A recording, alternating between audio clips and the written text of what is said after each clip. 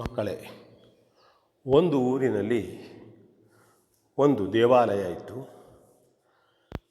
ಆ ದೇವಾಲಯ ಪೂರ್ಣ ಪ್ರಮಾಣದಲ್ಲಿ ಆಗುವುದಕ್ಕೆ ಕಾರಣರಾದಂಥವರು ಅಲ್ಲಿಯ ಪಾಠಶಾಲೆಯ ಗುರುಗಳು. ಒಳ್ಳೆಯ ಗುರುಗಳವರು ಮಕ್ಕಳಿಗೆ ಚೆನ್ನಾಗಿ ವಿದ್ಯಾಭ್ಯಾಸವನ್ನು ಹೇಳಿಕೊಡ್ತಾಯಿದ್ರು. ಒಮ್ಮೆ ಆ ಊರಿನಲ್ಲಿ ಬರಗಾಲ ಬಂತು. ಏನು ಮಾಡುವುದು? ಭಾಳಷ್ಟು ವಿದ್ಯಾರ್ಥಿಗಳು ಇದ್ದಾರೆ.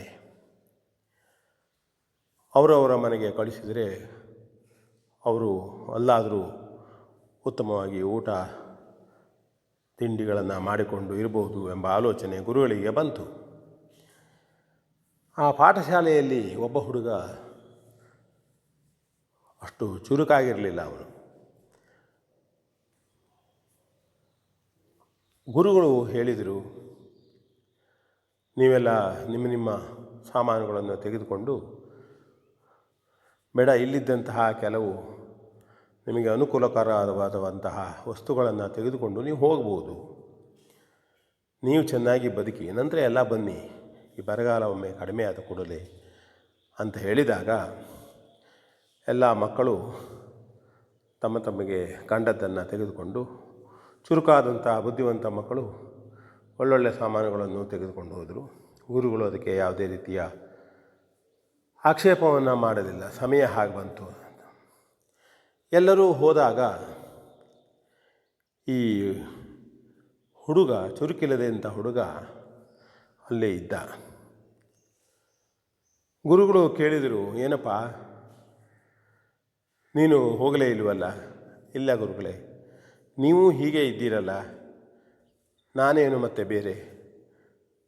ಜೊತೆಯಲ್ಲಿ ಉಳಿದವರು ಪಾಪ ಬೇಕಾದಷ್ಟು ತೆಗೆದುಕೊಂಡು ಹೋಗಲಿ ಎನ್ನುವ ಭಾವನೆಯಿಂದ ನಾನು ಏನೂ ತೆಗೆದುಕೊಂಡಿಲ್ಲ, ಆ ದೇವರು ಏನು ಮಾಡ್ತಾನೋ ಮಾಡಲಿ ಎಂಬ ಭಾವನೆ, ನಿಮ್ಮ ಆಶೀರ್ವಾದ ಇರಲಿ ಎಂಬ ಭಾವನೆ ಅಂತ ಹೇಳಿದಾಗ, ಏನೇ ಇರಲಿ ತಮ್ಮ, ನೋಡು ಎಲ್ಲರೂ ಹೋಗಿದ್ದಾರೆ, ಹಾಗಾಗಿ ಇದು ನೋಡಿ ಕತ್ತೆಯನ್ನು ಬಿಟ್ಟು ಹೋಗಿದ್ದಾರೆ, ಅದು ನಿನಗೆ ಉಳಿದಂಥದ್ದು, ನಿನಗೆ ದಕ್ಕಿದಂಥದ್ದು ಹೇಳುವ ಅರ್ಥದಲ್ಲಿ ನೀನು ಅದನ್ನು ತೆಗೆದುಕೊಂಡು ಹೋಗು, ನಿನಗೆ ಒಳ್ಳೆಯದಾಗಲಿ ಅಂತ ಹೇಳಿ ಅವನಿಗೆ ಆಶೀರ್ವಾದ ಮಾಡಿದರು. ಅವನು ಗುರುಗಳಿಗೆ ವಂದಿಸಿ ಆ ಕತ್ತೆಯನ್ನು ತೆಗೆದುಕೊಂಡು ನಡೆಸಿಕೊಂಡು ಹೋಗ್ತಾ ಹೋದ. ಸುಮಾರಷ್ಟು ದೂರ ಹೋದಾಗ ಆ ಕತ್ತೆ ಹಸಿವಿನಿಂದ ಸತ್ತು ಹೋಯಿತು. ಏನು ಮಾಡೋಣ? ಆದರೆ ಕತ್ತೆಯ ಮೇಲೆ ಗುರುಗಳು ಕೊಟ್ಟಂತಹ ಕತ್ತೆ, ಅವನು ಅತ್ಯಂತ ಪ್ರೀತಿಯಿಂದ ನೋಡಿದಂಥದ್ದು, ಅವನ ಜೊತೆಯಲ್ಲೇ ಬಂದಂಥದ್ದು. ಅವನು ಅದನ್ನು ಅಲ್ಲಿ ಅದರ ಕ್ರಿಯೆಗಳನ್ನು ಮಾಡಿದ ಮತ್ತು ಅಲ್ಲೇ ಸುತ್ತಮುತ್ತಲು ಏನಾದರೂ ತಿಂಡಿಗಳನ್ನು ಬೇಡಿ ತಂದು ತಿನ್ನುವುದು, ಆ ಕತ್ತೆ ಇರುವಂಥ ಸ್ಥಳದಲ್ಲಿ ತನ್ನ ಪ್ರೀತಿಯ ನೆನಪಿಗೆ ಗುರುಗಳು ಆಶೀರ್ವಾದ ಮಾಡಿದಂತಹ ಕತ್ತೆ ಅದು ಎಂಬ ದೃಷ್ಟಿಯಿಂದ ಪೂಜೆ ಪುನಸ್ಕಾರಗಳನ್ನು ಮಾಡ್ತಾ ಬಂದ. ದಿನಾಲು ಯಾರ್ಯಾರೋ ನೋಡ್ತಾ ಇದ್ದರು, ಅಯ್ಯೋ ಇವನು ಯಾರೋ ಮಹಾತ್ಮನೇ ಇರ್ಬೋದು, ಇಲ್ಲಿ ಬಂದು ಇಷ್ಟು ನಿರ್ಜನ ಪ್ರದೇಶ, ಹತ್ತಿರದಲ್ಲಿ ಯಾರೂ ಇಲ್ಲ, ಎಲ್ಲೋ ಬಂದ ಹೋಗಿ ಮಾಡತಕ್ಕಂಥ ಜನರೇ ಇಲ್ಲಿ ಅಂತ ಹೇಳಿ ಅವನ ಮೇಲೆ ಭಕ್ತಿಯಿಂದ ಅವರೂ ಕೂಡ ಬಂದು ಆ ಕತ್ತೆಯನ್ನು ಕ್ರಿಯೆಗಳನ್ನು ಮಾಡಿ ಕಳಿಸಿದಂತಹ ಸ್ಥಳದಲ್ಲಿ ಅವರೂ ಕೂಡ ವಂದಿಸಿದರು. ಇವನಿಗೂ ಕೂಡ ಆಹಾರವನ್ನು ತಂದುಕೊಟ್ಟರು, ಇವನಿಗೂ ವಂದಿಸಿ ಹೋಗುತ್ತಿದ್ದರು. ಕೆಲವು ದಿನಗಳಲ್ಲಿ ಅವನು ಒಂದು ರೀತಿಯ ಗುರುವಿನ ಸ್ಥಾನವನ್ನು ಪಡೆದ. ಹಾಗಾಗಿ ಅವನು ಯಾವುದೇ ರೀತಿಯ ವಂಚನೆ ಮಾಡುವುದಾಗಲಿ ಸುಳ್ಳು ಹೇಳುವುದಾಗಲಿ ಯಾವುದನ್ನು ಮಾಡ್ತಿರಲಿಲ್ಲ. ಆದರೆ ಶ್ರದ್ಧೆಯಿಂದ ಗುರುಭಕ್ತಿ ಮತ್ತು ಆ ಕತ್ತೆಯ ಮೇಲಿನ ಪ್ರೀತಿಯಿಂದ ಅವನು ತನ್ನ ಕೆಲಸವನ್ನು ಮಾಡ್ತಾ ಇದ್ದ. ಇಲ್ಲ, ಕೆಲವೇ ದಿವಸಗಳಲ್ಲಿ ಅದು ಪ್ರಸಿದ್ಧ ಒಂದು ಜಾಗ ಆಯಿತು. ಅಲ್ಲಿ ಜನರೆಲ್ಲ ಸೇರಿ ಒಂದು ದೇವಸ್ಥಾನವನ್ನು ಕೂಡ ಕಟ್ಟಿದರು. ಅವನು ಸರಳವಾಗಿ ಅತ್ಯಂತ ಭಕ್ತಿಯಿಂದ ಅಲ್ಲಿ ಪೂಜೆ ಮಾಡ್ತಿದ್ದ. ಎಷ್ಟೋ ಜನರು ತಮಗೆ ಏನೋ ಇಂಥದ್ದು ಆಗಬೇಕು, ಹೀಗಾಗಬೇಕು, ಹೀಗಾದರೆ ಇಲ್ಲಿ ನಾನು ಸೇವೆಯನ್ನು ಮಾಡ್ತೇನೆ ಅಂತ ಹೇಳ್ಕೊಂಡು ಹೋದವರಿಗೆ ಕೆಲಸವೂ ಕೂಡ ಆಗಿತ್ತು. ಹಾಗಾಗಿ ಅದು ಒಂದು ಶ್ರದ್ಧಾ ಕೇಂದ್ರವಾಗಿ ಬಹಳ ಜನರ ಪವಿತ್ರ ಸ್ಥಳವೂ ಆಗಿ ಮಾರ್ಪಾಡಾಯಿತು. ಹಾಗೆಯೇ ಇಂದು ಈ ಮೂಲ ಗುರುಗಳೊಂದಿಗೆ ಇದ್ನಲ್ಲ ಅವನು, ಆ ಊರಿನಲ್ಲಿ ಬರಗಾಲವು ಹೋಯಿತು.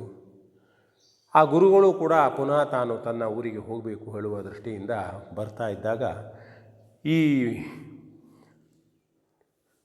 ದೇವಸ್ಥಾನ ಮಾಡಿ ಪ್ರಸಿದ್ಧನಾದನಲ್ಲ ಆ ಸ್ಥಳಕ್ಕೆ ಅವರು ಬರ್ತಾರೆ. ಯಾರಿದು? ಇಲ್ಲಿ ದೇವಸ್ಥಾನ ಇಲ್ಲೇ ಆಗಿತ್ತಲ್ಲ. ಕೆಲವರಿಗೆ ಕೇಳಿದ್ರು, ಇಲ್ಲ, ಯಾರೋ ಒಬ್ಬರು ಬಂದವರು ಮಹಾತ್ಮರು, ಅವರು ಭಾಳ ಶ್ರದ್ಧೆಯಿಂದ ಮಾಡ್ತಾರೆ, ದೇವರಲ್ಲಿ ಭಾಳ ನಂಬಿಕೆ, ಕಪಟವಿಲ್ಲ, ವಂಚನೆ ಇಲ್ಲ, ಸ್ವಾರ್ಥಕ್ಕಾಗಿ ಮಾಡುವವರಲ್ಲ. ಹೌದಾ ಅಂಥೇಳಿ ಗುರುಗಳು ನೇರವಾಗಿ ಆ ಸ್ಥಳಕ್ಕೆ ಹೋದರು. ಹೋಗಿ ಅಲ್ಲಿಯ ಗುರುಗಳನ್ನು ನೋಡಿದರೆ, ಅಯ್ಯೋ, ನನ್ನ ಈ ಚುರುಕಿಲ್ಲದೆ ಶಿಷ್ಯ ಈ ರೀತಿ. ಅವನು ಗುರುಗಳನ್ನು ನೋಡಿದ, ಓಡೋಡಿ ಬಂದು ಗುರುಗಳ ಪಾದಕ್ಕೆ ಶಿರಸಾಷ್ಟಾಂಗ ನಮಸ್ಕಾರ ಮಾಡಿದ. ಗುರುವೇ, ನಿಮ್ಮ ಕೃಪೆ ಇದು, ನಾನು ಮಾಡಿದ್ದೇನಲ್ಲ, ಆ ದೇವರ ಕೃಪೆ. ನಾನು ಭಕ್ತಿಯಿಂದ ನಿಮ್ಮನ್ನು ಸ್ಮರಣೆ ಮಾಡಿದ್ದೇನೆ. ನೀವು ಹೇಳಿದಂತೆ ಕತ್ತೆಯನ್ನು ಕರೆದುಕೊಂಡು ಬಂದಿದ್ದೇನೆ. ಕತ್ತೆ ಹೋದಾಗ ಈ ರೀತಿಯಾಗಿ ನಾನು ನನ್ನ ಭಕ್ತಿಯನ್ನು ಮಾಡಿದ್ದೇನೆ.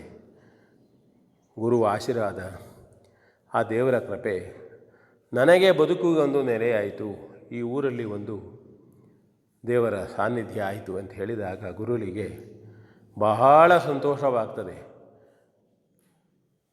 ಹಣ, ಆಸ್ತಿ, ಅತ್ಯಂತ ಬುದ್ಧಿವಂತಿಕೆ, ಮಾತುಗಾರಿಕೆ ಯಾವುದೂ ಜೀವನದಲ್ಲಿ ಬರುವುದಿಲ್ಲ. ಪ್ರಾಮಾಣಿಕತೆ, ಶ್ರದ್ಧೆ, ದೇವರ ಮೇಲಿನ ನಂಬಿಕೆ, ಗುರುವಿನ ಮೇಲಿನ ನಂಬಿಕೆ, ನಾವು ಮಾಡತಕ್ಕಂತಹ ಕಾರ್ಯದಲ್ಲಿಯ ನಂಬಿಕೆ ನಮ್ಮನ್ನು ಮೇಲೆ ತೆಗೆದುಕೊಂಡು ಹೋಗುತ್ತದೆ, ನಮಗೆ ಒಳ್ಳೆಯದನ್ನು ಮಾಡ್ತದೆ ಅನ್ನುವುದಕ್ಕೆ ನನ್ನ ಶಿಷ್ಯ ಎಲ್ಲರಿಗೂ ಒಂದು ಆದರ್ಶವಾದ ಅಂಥೇಳಿ ಶಿಷ್ಯನನ್ನು ಹೊಗಳಿದರು. ಇದು ಕೂಡ ನಮಗೂ ಕೂಡ ಒಂದು ಆದರ್ಶವಾದಂತಹ ಕತೆ. ಎಲ್ಲರಲ್ಲೂ ಭಕ್ತಿ ಇಡಬೇಕು, ಶ್ರದ್ಧೆ ಇಡಬೇಕು, ನಮ್ಮ ಕಾಯಕವನ್ನು ಅತ್ಯಂತ ಶುದ್ಧವಾಗಿ ಮಾಡಬೇಕು. ದೇವರಲ್ಲಿಯೂ ನಮ್ಮ ನಂಬಿಕೆ ಪ್ರಾಮಾಣಿಕವಾಗಿ ಇರಬೇಕು ಅಂತ ಹೇಳ್ತಾ ವಿ ಎನ್ ಭಾಗವತ್, ಬರಬಳ್ಳಿ.